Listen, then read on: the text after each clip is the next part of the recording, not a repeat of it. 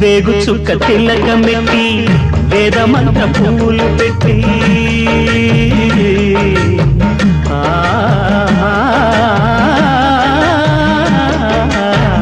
వేగు చుక్క తిలకమెట్టి వేదమంత్ర పూలు పెట్టి పాదసేవ చేసుకునే వేడ దాటిపోయనని